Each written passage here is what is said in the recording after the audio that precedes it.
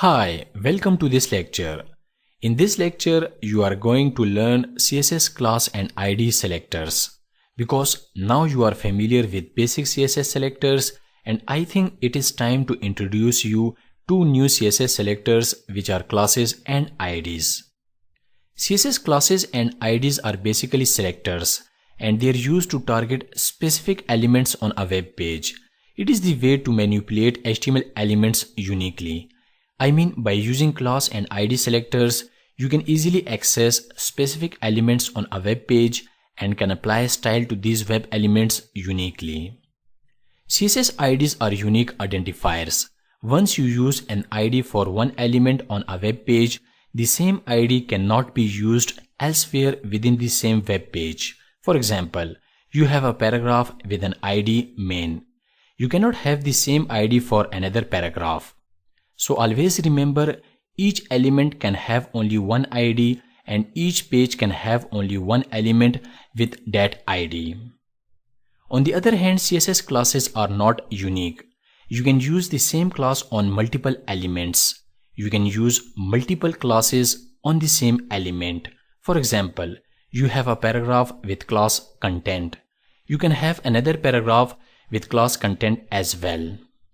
It is a design question when to use an ID and when to use class. Any styling information that needs to be applied to multiple elements on a web page should be done with classes. Secondly, you can have one ID per element. However, you can have multiple classes per element. Let us have a look at some basic examples of CSS classes and IDs. Okay, I am going to show you some examples of applying CSS to an element using class and ID. I am going to write comment inside this style.css and the comment is CSS classes and IDs examples.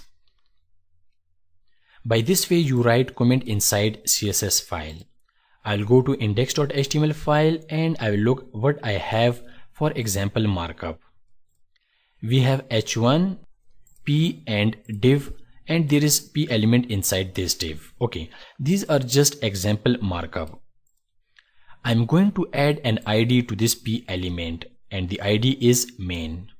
I'm going to add ID attribute to this p element and the value for this ID attribute is main. This ID is unique to this p element and you cannot apply same ID to another element within this page. Okay, now I will show you how you can apply CSS to only this p element using ID. I'll go to style.css. To apply CSS using ID, you write hash and then you write the value of ID attribute and the value of ID attribute is main. And then you apply CSS inside these curly braces. I want to set the color for this p element which has unique ID and the color should be pink. I'm going to write the CSS color property and I'll set it to pink. And I'm going to set the font size property and the font size value should be 25 pixels. This CSS will be applied to only this p element which has main ID. I'll go ahead, I'll save these changes and I'm going to open this index.html file inside the web browser. I'll click on this open in browser icon. As you can see that we have a paragraph and the color for this paragraph is pink. I'm going to inspect this p element. I'll right click on this p element and I'll choose inspect.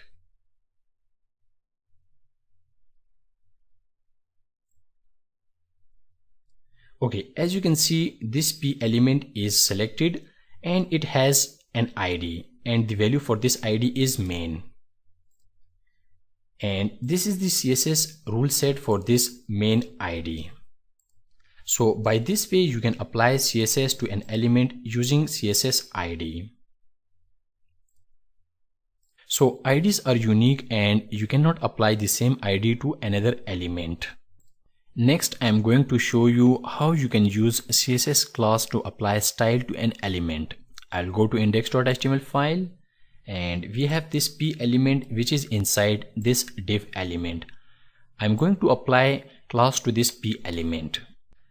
I'm going to add class attribute, and the value for this class attribute is content. And I'm going to duplicate this p element. This will be second paragraph inside div. Okay, as I said before, you can use same class on multiple elements, and we are using this content class on multiple p elements, right? Now I am going to show you how you can target all these p elements which have same class. I'll go to style.css.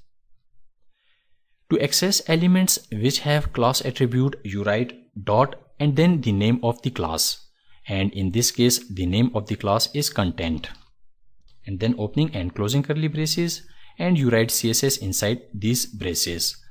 I want to set the color for all the p elements which have content class.